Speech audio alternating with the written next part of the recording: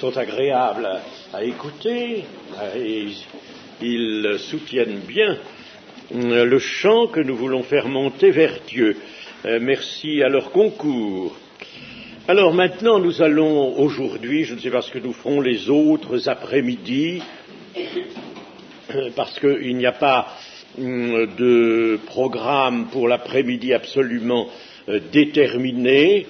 Ce sont des réunions libres, on peut les concevoir comme il nous apparaît bon de le faire chaque fois. Mais cet après-midi, je pense qu'il faut avancer peut-être un peu rapidement dans l'étude de notre thème d'ensemble, et nous allons donc faire la suite de ce thème, c'est-à-dire l'amour, puissance de vie et de croissance.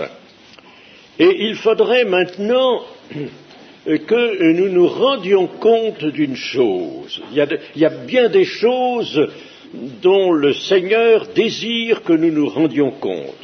Par exemple, il veut que nous nous rendions compte de sa grandeur, de ce qu'il est l'absolu, l'infini. C'est quelque chose qui nous échappe, tellement le Seigneur est magnifique et grand. Et puis il veut aussi que nous nous rendions compte de notre indignité. Le Seigneur, est-il écrit, est mort pour des impies. Et nous étions, que ça nous plaise ou non, que ça nous convienne, des impies. Ce sont à des impies que Dieu a destiné son amour. Et alors, des impies, c'est pas tellement pour encore écraser ce malheureux homme issu de la chute, mais impie, ça veut dire qu'il est impropre, essentiellement, aux choses de Dieu, à comprendre les choses de Dieu, à vivre la vie véritable. Il est impropre, la chute nous a rendus impropres. Et par conséquent, la chute en Éden, n'est-ce pas, nous portons, nous, les conséquences de cela. Et c'est pourquoi nous avons d'autres conséquences à porter à la place des premières. Les conséquences à porter, c'est celle de la croix, de la crucifixion de Jésus. Nous allons changer de conséquences, il faut que ça change.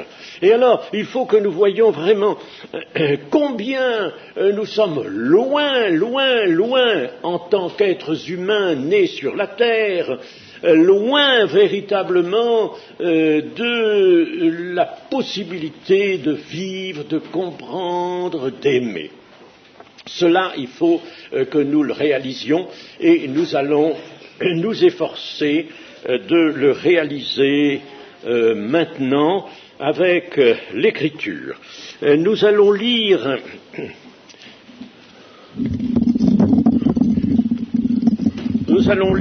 dans l'Évangile de Marc, au chapitre 10 et au verset 35. Chapitre 10 et verset 35.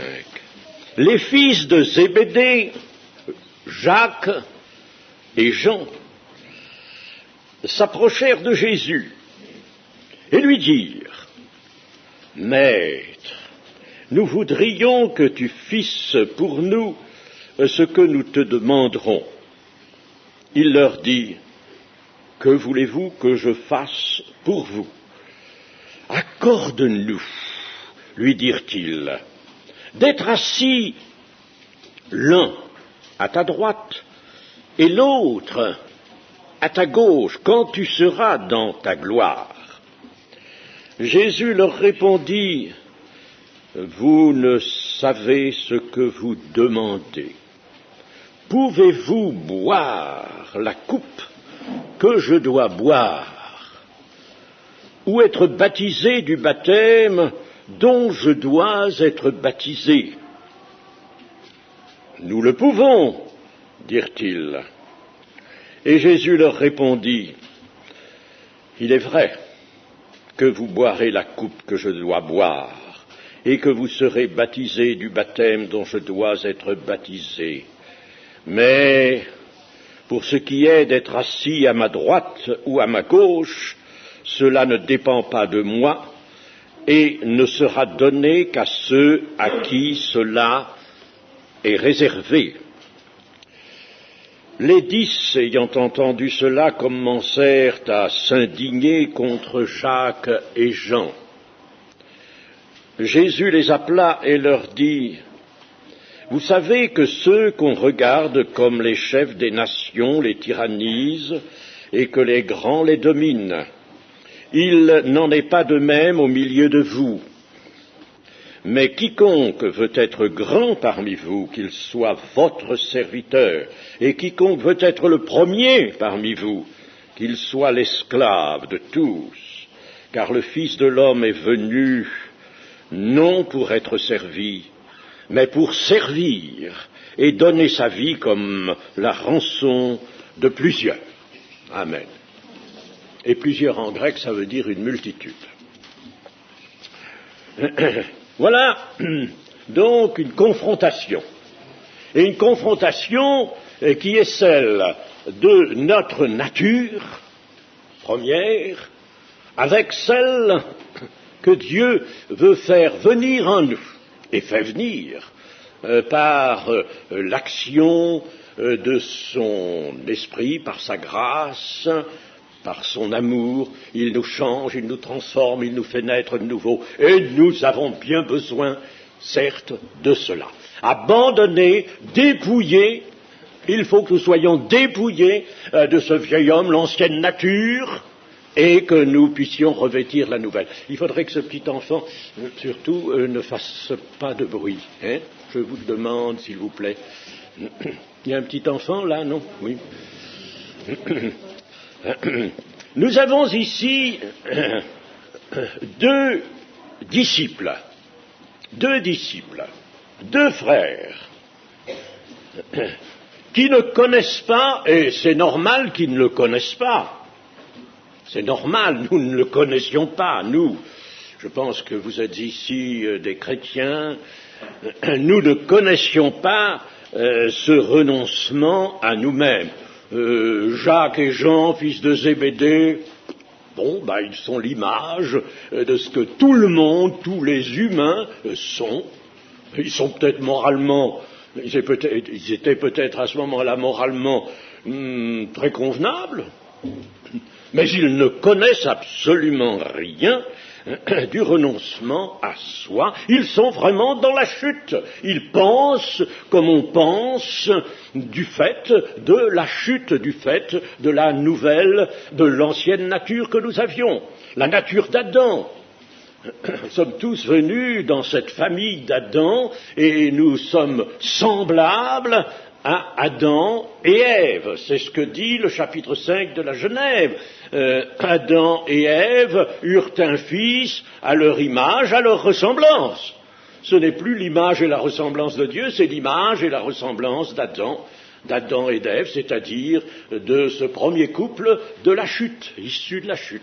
Alors nous sommes l'image, le vieil homme c'est l'image d'Adam et d'Ève après leur triste aventure, et la triste aventure a été de laisser la parole de Dieu pour choisir une autre parole. Ils ont changé de parole. La parole de Dieu, tiens, elle est contestée par quelqu'un, par le serpent.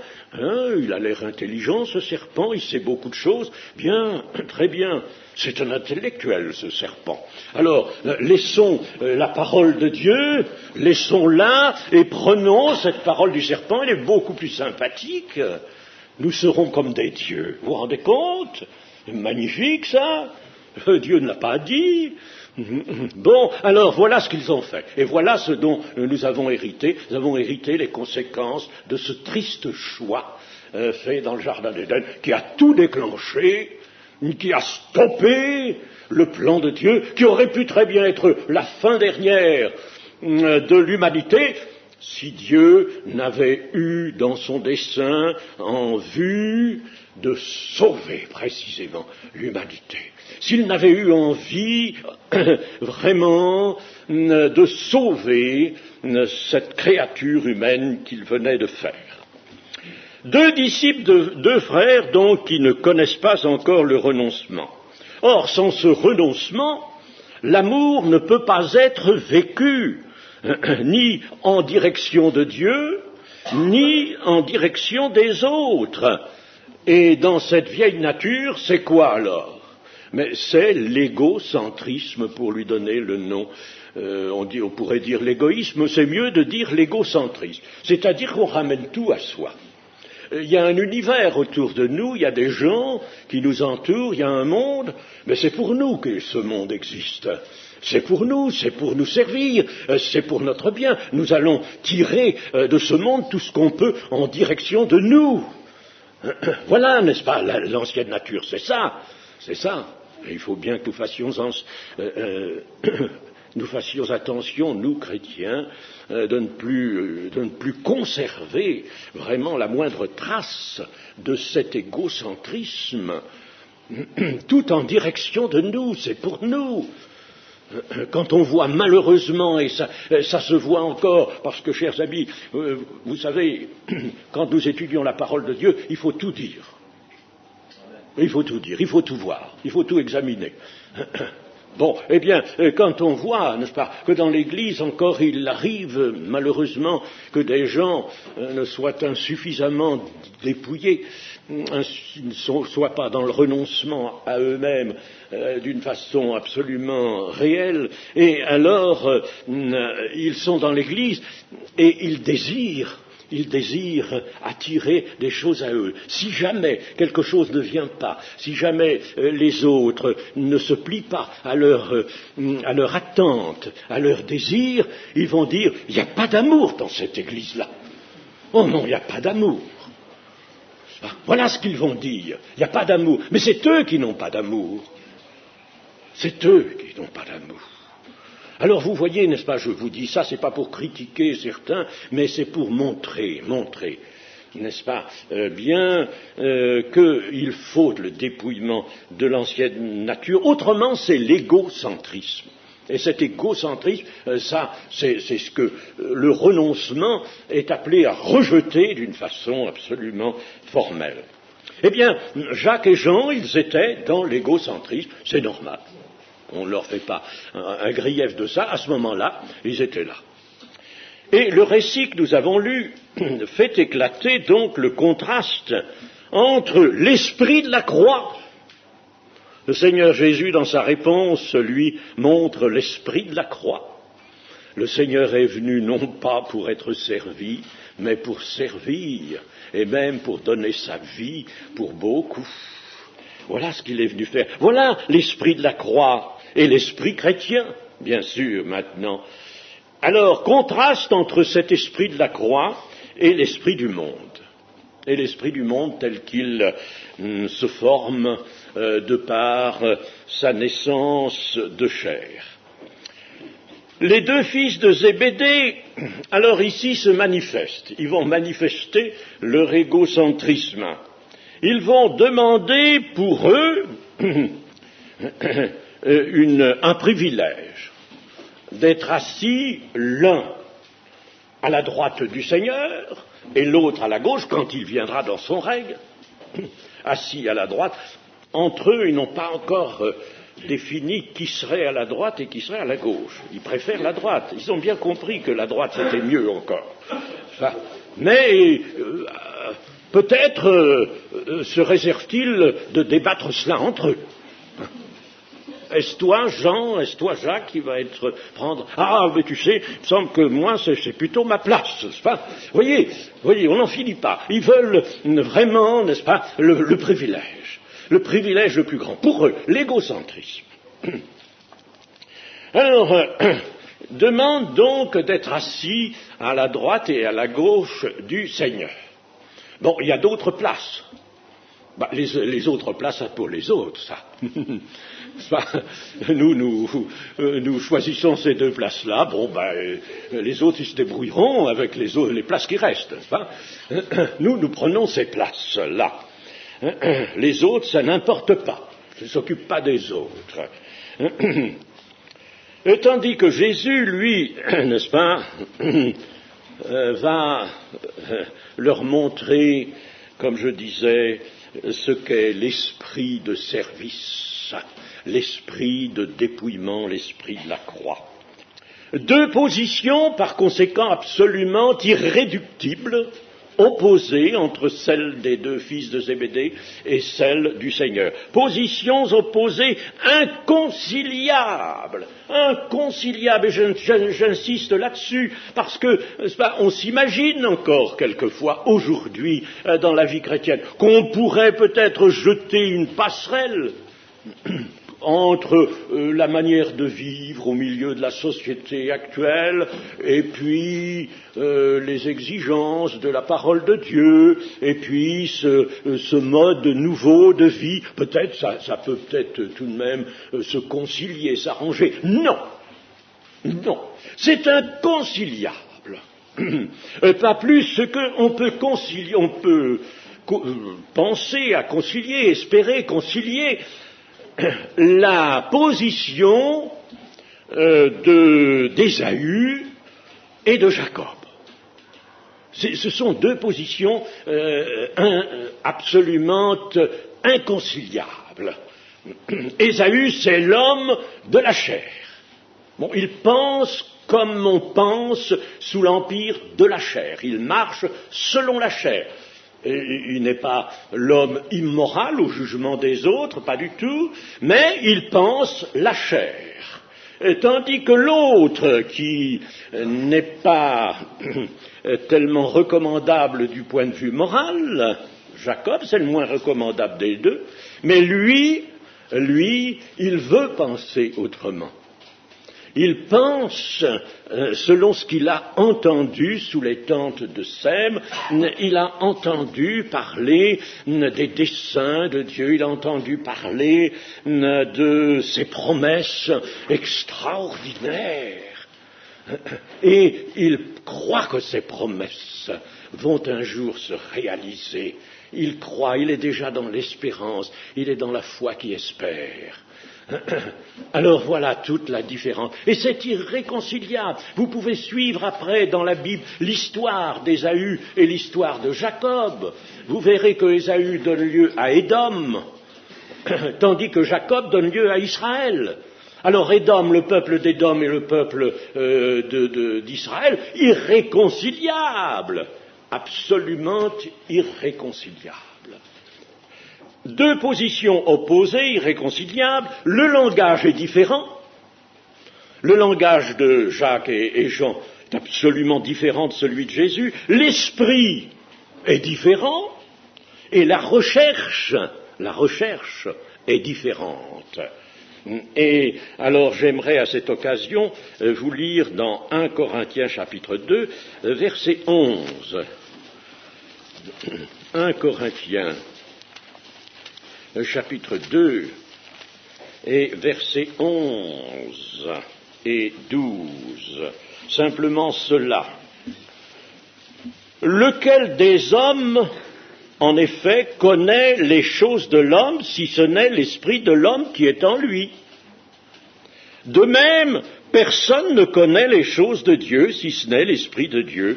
Or, nous alors, les chrétiens, bien sûr, n'est-ce pas, les disciples de Jésus. Or, nous n'avons pas reçu l'esprit du monde, mais l'esprit qui vient de Dieu, afin que nous connaissions les choses que Dieu nous a données par sa grâce. Et nous en parlons non avec des discours qu'enseigne la sagesse humaine, mais avec ceux qu'enseigne l'esprit. Vous voyez là, n'est-ce pas, ce qui est sous l'esprit du monde, sous l'animation de l'esprit du monde, est absolument étranger, différent, irréconciliable avec ce qui est sous l'empire de l'Esprit Saint.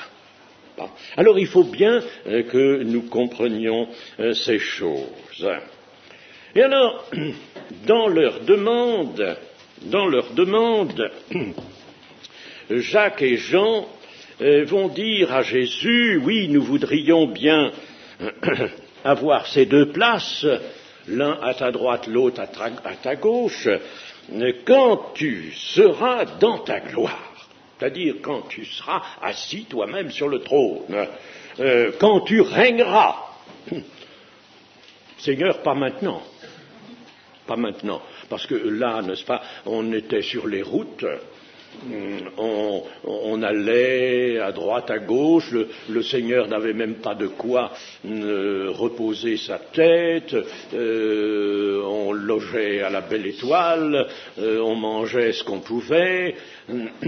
Alors, c'était pas la situation de maintenant qui les intéressait. C'était la situation future. Quand tu seras dans ta gloire, quand tu seras assis sur son trône, et ils ambitionnaient, eux aussi, d'être assis sur des trônes, au bon endroit, au meilleur endroit, assis eux aussi sur des trônes. Et nous notons donc en passant que plus tard, le Seigneur offrira, non pas seulement à Jacques et à Jean, fils de Zébédée, mais à tous les vainqueurs. Il offrira à tous les vainqueurs, quoi donc? Mais son propre trône. Celui qui vaincra s'assiera sur mon trône, comme moi je me suis assis sur le trône de mon Père. C'est plus encore que ce que demandent ces petits enfants qui vont et viennent tout le temps, n'est-ce pas? Ils laissent la porte ouverte là-bas. Nous dérange, il ne faut pas sortir comme ça tout le temps. Alors, n'est-ce pas? C'est plus encore, c'est beaucoup plus encore ce que le Seigneur offrira. S'asseoir sur son trône à lui. C'est pas à sa droite, c'est pas à sa gauche, sur son propre trône. C'est admirable, n'est-ce pas? Vous voyez, le Seigneur, en somme, nous réserve bien plus que tout ce que nous pouvons ambitionner sous le jour humain. Bien plus, bien plus. Enfin, je dis ça en forme de digression en passant. Mais maintenant, avant le trône, Jésus se dirige vers la croix. Avant le trône, c'est la croix. C'est la croix. Et cela nous montre quel est le chemin qui mène à Dieu. Je suis le chemin, la vérité et la vie, nul ne vient au Père que par moi. Cela nous montre le chemin. Si nous connaissons Jésus crucifié, Jésus dans ses souffrances, Jésus dans son sacrifice, alors nous le connaîtrons comme roi.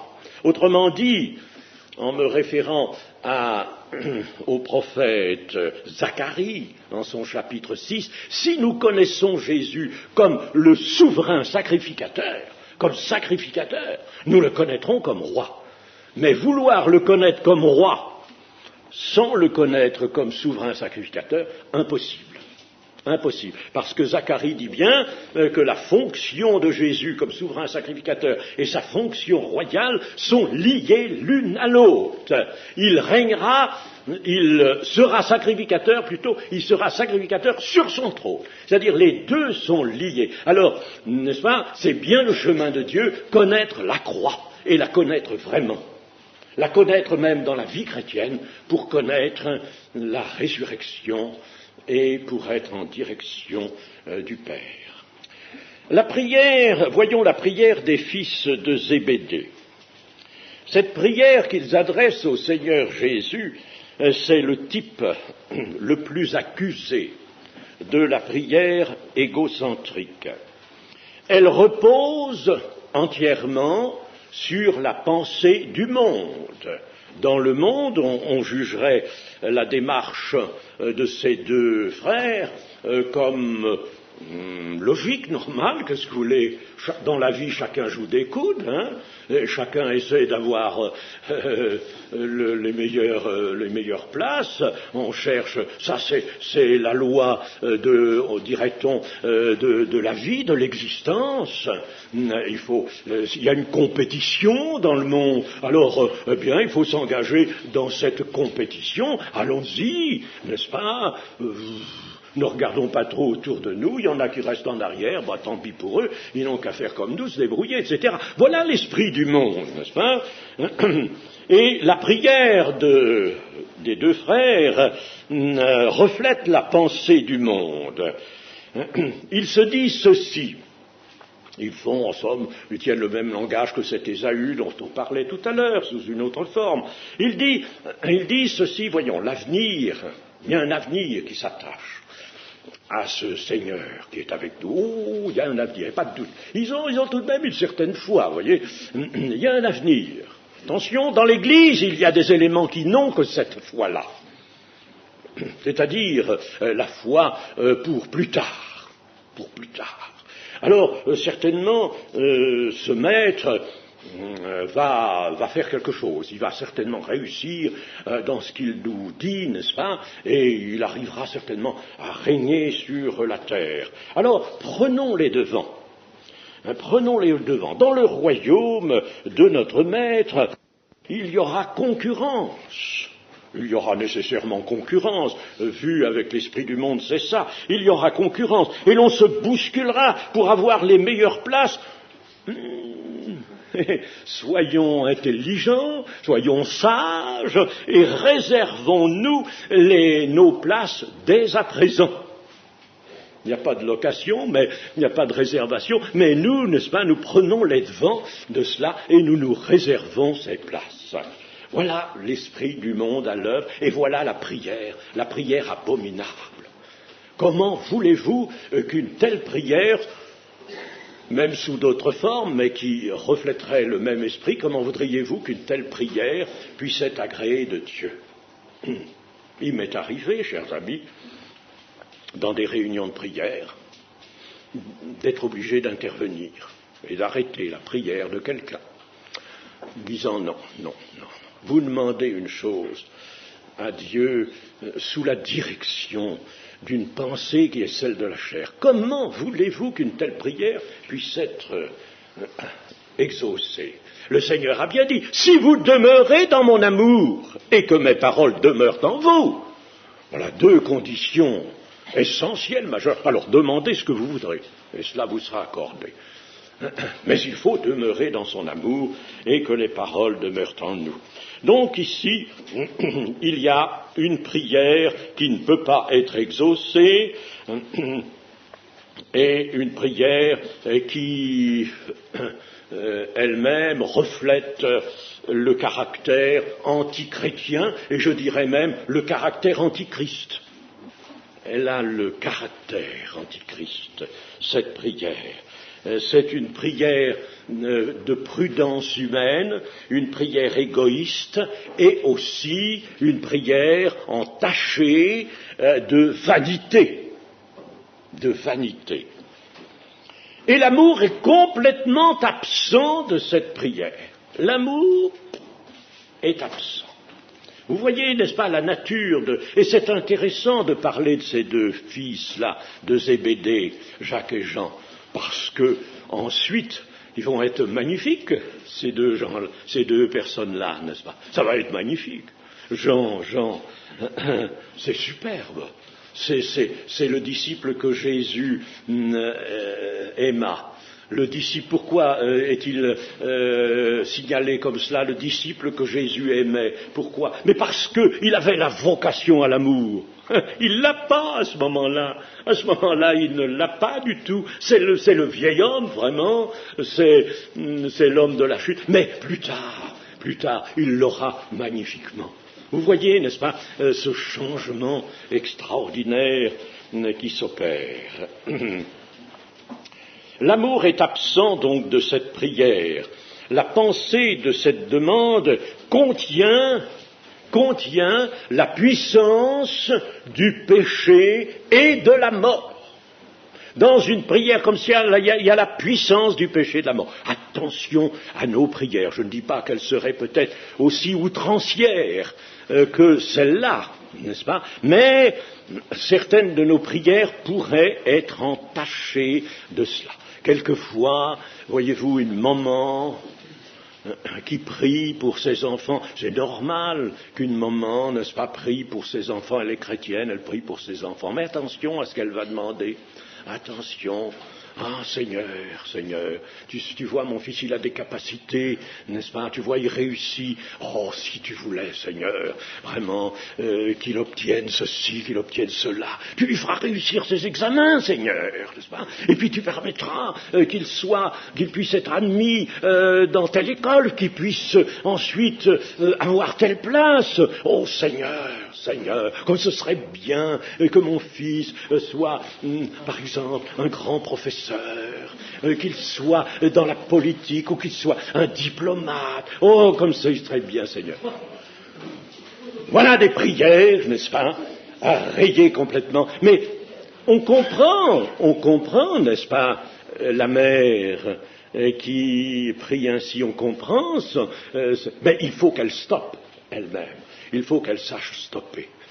Il faut qu'elle puisse dire au besoin, attention, si mon fils est saisi par l'orgueil, il a des capacités, oui, mais c'est dangereux, ces capacités, attention.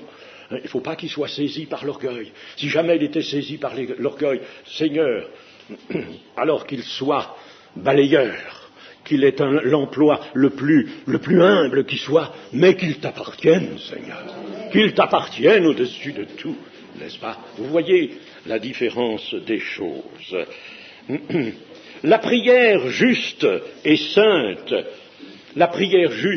fait plier la volonté humaine à celle de Dieu. Il faut que notre volonté plie à celle de Dieu. C'est le dessein de Dieu qui doit fournir à notre prière son véritable moule. Or, la volonté de Dieu, elle, toujours, que fait-elle? Elle reflète la croix. Elle reflète la croix. Il me suffit de vous lire simplement un verset que voici, ce verset que j'évoquais à l'instant,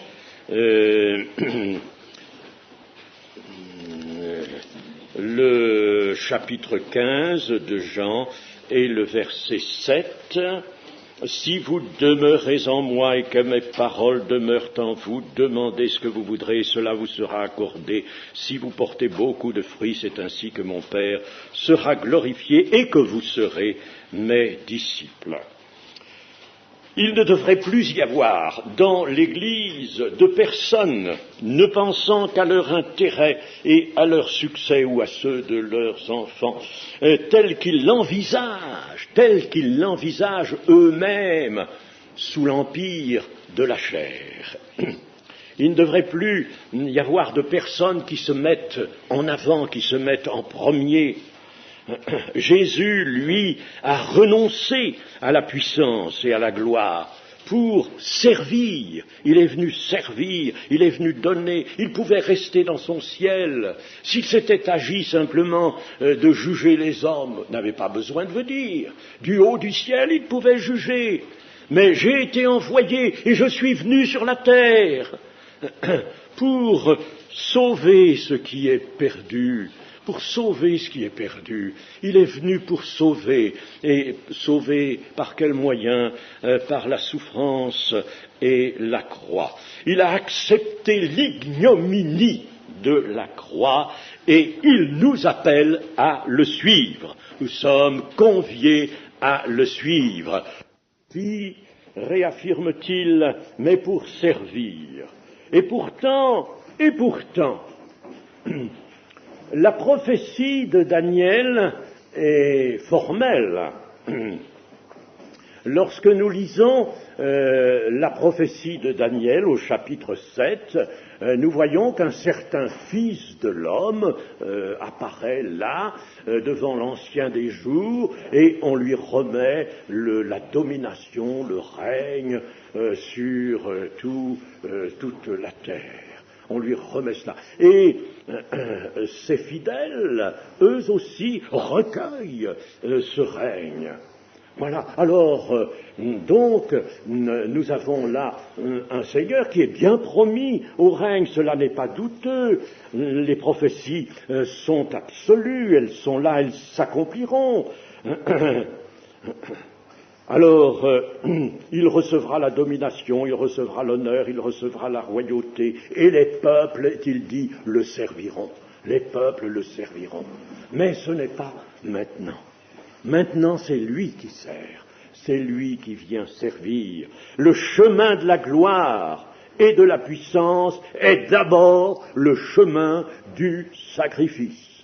Et ça ne peut pas être autrement, le chemin du sacrifice. On ne peut pas bâtir le monde de Dieu, le monde parfait. Vous savez que nous sommes appelés à la vie éternelle, c'est-à-dire au règne, au royaume de Dieu, qui est un royaume absolument parfait, fondé d'ailleurs sur l'amour. Nous aurons l'occasion de le montrer, et nous sommes appelés à ça. Et il est impossible nous comprenons, d'établir un tel régime, un tel règne sur la terre, autrement que lorsque la sainteté est établie par la pratique de tous, la pratique de la justice de Dieu par tous. C'est impossible autrement. Avec le monde actuel, mais essayer de faire un monde qui dure, c'est pas possible, absolument impossible. Même si vous arriviez à faire un petit royaume, je suppose, où tous les gens se tiennent tranquilles, soit à peu près ça ne pourrait pas durer, n'est pas possible. Le mal est dans le cœur de chacun des hommes. Et il n'y a aucun système de gouvernement qui puisse assurer une pérennité du bonheur, la pérennité du bonheur. Aucun système. Il y a un homme politique qui était en même temps philosophe et qui avait examiné, disserté sur tous les systèmes de gouvernement possibles. Vous savez qu'on dit que la France est le pays le plus difficile à gouverner. Mais la terre tout entière est très difficile à gouverner. Il avait donc vu dans l'histoire, se servant essentiellement de documents historiques, il avait vu chercher quel pouvait être le système susceptible vraiment d'accorder une stabilité à un État, à une nation. Et puis il avait cherché. En définitive, voici à peu près ce qu'a été sa conclusion. Eh bien, j'en suis arrivé à admettre la démocratie, mais la démocratie, c'est le moins mauvais des systèmes. C'est le moins mauvais, c'est tout ce que je puis en dire. Le moins mauvais de tous les systèmes. Il n'y a pas de système possible. Vous voyez, n'est-ce pas, la dictature débouche nécessairement sur une explosion. Ça ne peut pas tenir. Bon. Et puis, d'autres systèmes, des systèmes plus ou moins mixtes, voyez aujourd'hui sur la Terre. Gorbatchev avec sa glasnost et sa perestroïka, il n'arrive pas vraiment à ce qu'il voulait. Il y a une crise économique de plus en plus aiguë en URSS, et puis alors, à la faveur de la perestroïka, il y a pas mal de peuples qui se sont sentis le besoin de bouger, n'est-ce pas? C'était peut-être légitime, bon, très bien, ils ont bougé, enfin, tout bouge. Vraiment, il n'y a aucune stabilité en vue, et il n'y en a pas. Et l'URSS sera conduite, comme la prophétie nous le montre, à se jeter dans un immense conflit où elle va s'engloutir. Voilà ce qu'elle va faire. Et ce conflit, c'est celui que nous décrivent les chapitres 38 et 39 d'Ézéchiel. Le conflit de Gog contre la Terre Sainte, contre cet Israël qui est rassemblé dans le pays de ses pères. Alors là, n'est-ce pas, ce besoin caché, et la prophétie nous montre bien qu'il y a une puissance cachée qui a hâte d'en arriver à ce dénouement, à ce terrible dénouement. Et il va venir ce dénouement. Il va venir. Et nous allons voir les hordes du Nord se jeter, descendre. Tout est déjà prêt d'ailleurs pour cela, sur le pays où les Israélites auront été rassemblés d'entre plusieurs nations, ils auront été ramenés dans le pays, ils seront là dans un pays longtemps désert, tout cela la prophétie le dit, et alors cette horde va descendre comme un rouleau compresseur énorme, va descendre, se jeter à une vitesse extraordinaire sur le pays d'Israël. Alors là, la colère montera dans les narines de Dieu, et c'est à ce moment-là que Dieu va manifester devant toutes les nations qu'il est l'Éternel. Tout cela est proche de nous, chers amis, est proche de nous. Je pense que l'Église verra ce grand événement. Alors, nous pouvons dire ceci, c'est que la gloire viendra, mais quand le sacrifice aura fait toute son œuvre. Aujourd'hui, dans le monde sans amour, le monde de la mort, les chefs tyrannisent et les grands dominent, dit Jésus. Et il ajoute, il n'en est pas de même au milieu de vous, quiconque veut être grand parmi vous, qu'il soit votre serviteur. Tel est le statut de l'Église. Le chrétien ne revêt pas la pourpre royale, c'est pas pour lui maintenant.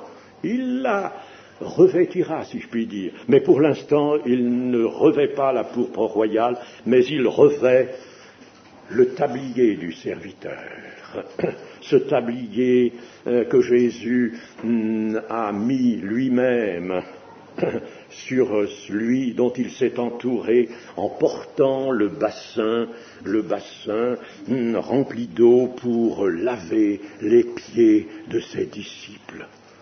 Et il a montré cela comme un exemple à l'Église. Et le Seigneur parle de boire la coupe du Seigneur. Pouvez-vous boire la coupe que je vais boire? Pouvez-vous boire la coupe que je vais boire, ou être baptisé du baptême dont je dois être baptisé? Et puis alors, bravement, nos deux demandeurs répondent, mais nous le pouvons, nous le pouvons. Ah oui, nous le pouvons. Et à quoi pensait-il? Il pensait aux coupes de vin. La coupe de vin du grand festin du royaume de Dieu. Il cherchait les places, il cherchait des trônes, n'est-ce pas? Et le Seigneur leur parle de coupes. Nous pouvons boire ces coupes-là quand nous serons assis avec toi dans le royaume de Dieu, n'est-ce pas? Alors là, il y aura des coupes. Nous la boirons bravement, ces coupes-là. Ils ne pensaient qu'à cela. Voilà ce qui occupait leur cœur, les pensées de leur cœur, sous l'empire de l'ancienne nature. Mais alors le Seigneur va leur dire, il est vrai que vous boirez la coupe que je dois boire. Il est vrai. Et nous savons par le livre des Actes que Jacques fut le premier apôtre à être décapité. Il va être décapité par Hérode. Il a bu la coupe. Il a été décapité. Et quant à Jean, lui, nous savons qu'il fut conservé longtemps parce que Jésus lui avait dit qu'il ne mourrait pas tant qu'il ne serait pas revenu. Et c'est vrai, le Seigneur Jésus est revenu et nous avons cette comparution du Seigneur glorifié devant Jean. Nous l'avons au début de l'Apocalypse. Alors Jean, à l'île de Patmos, où l'empereur romain Domitien l'avait déporté, là, Domitien était un empereur terrible, et Jean, donc, là, a vu venir à lui le Seigneur. Il était tout tremblant, et il était décomposé, il ne sentait plus ses forces. Le Seigneur a dû le fortifier pour pouvoir lui parler. Mais ensuite, et nous pouvons faire accorder un certain crédit aux éléments historiques qui nous montrent ce qu'est devenu cet apôtre Jean, est mort dans un âge avancé, on pense même qu'il a dû dépasser la centaine, eh bien, il est mort persécuté. Et lui aussi, il est retourné en Asie mineure. Il a quitté après Domitien, il a été délivré, il y a eu un autre empereur, je ne sais plus comment il s'appelle, qui l'a fait revenir de déportation de l'île de Patmos, et alors là, il est revenu à Éphèse, il a travaillé un temps, semble-t-il, mais il a lui aussi subi les effets de la persécution. Ils ont bu, il est vrai que vous boirez la coupe.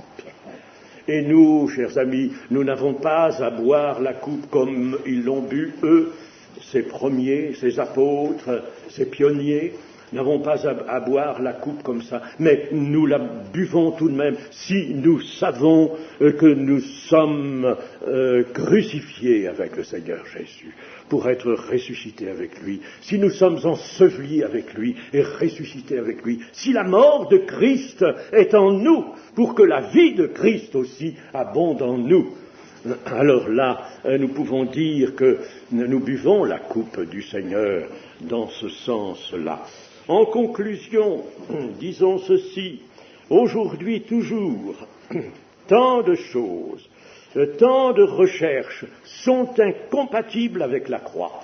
Encore, Seigneur, le Seigneur nous le dit. Tant de choses sont encore incompatibles, et le Seigneur voudrait que nous comprenions cela, et que nous recherchions, nous, ces choses. Qu'est-ce qui, dans ma vie, dans ma pensée, dans mon cœur, est incompatible avec la croix? Qu'y a-t-il d'incompatible? Ceci, je le fais, ceci, je le pense. Est-ce que c'est compatible avec la croix, ou non? Si c'est incompatible avec la croix, Seigneur, délivre-moi de ça.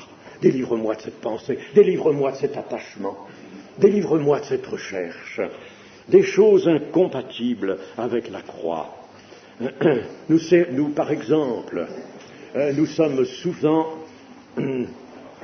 désireux de sécurité, d'aisance dans ce monde. Bon, ça n'est pas interdit, nous ne sommes pas sous la loi, ce n'est pas interdit, c'est bien, mais pensons que Jésus ne les a jamais connus.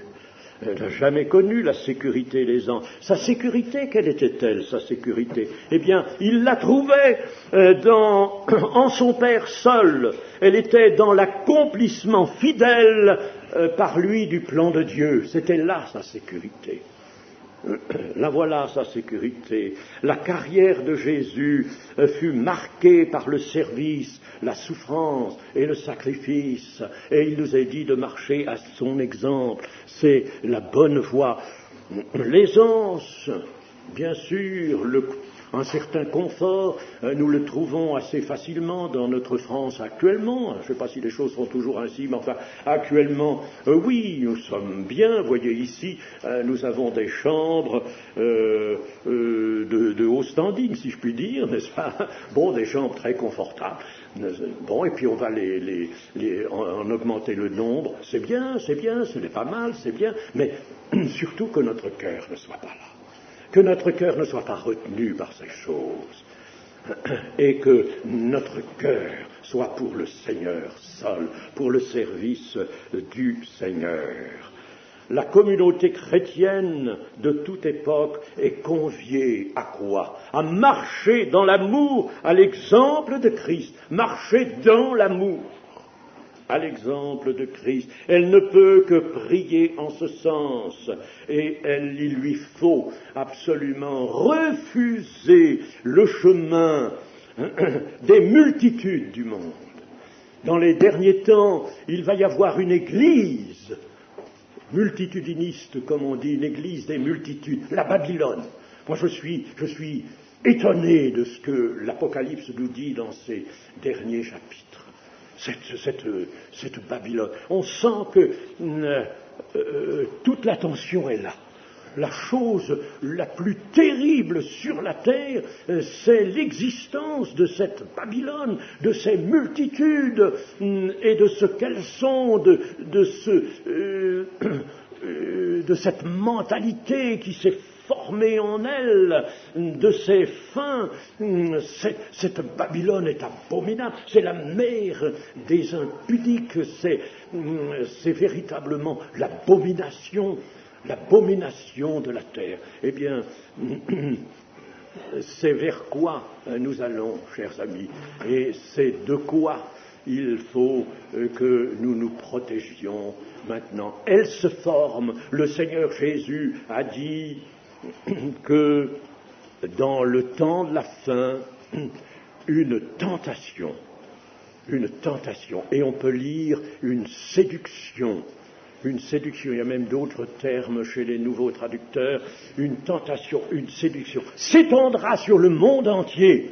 Et le Seigneur a dit, puisque toi, tu as gardé la parole de persévérance en moi, moi je te garderai. Ce qui veut dire, tu ne pourras pas te garder tout seul. Tu ne pourras pas te garder de cette séduction tout seul. Et c'est la séduction de la Babylone. Attention, il y a des choses qui se préparent, il y a des courants qui essaient d'entraîner des hommes, même des élus. Enfin, j'ai lu dernièrement encore des écrits où l'on s'étonnait que des élus puissent tomber dans de terribles traquenards, des élus de Dieu. Est-ce que le temps de la séduction des élus de Dieu n'est-il pas venu? Attention à cela, cette séduction s'étendra sur le monde entier. Mais toi, parce que tu as gardé la parole de persévérance en moi, moi aussi, je te garderai en ce temps-là. Comptons sur cette parole, bénissons le Seigneur. Amen.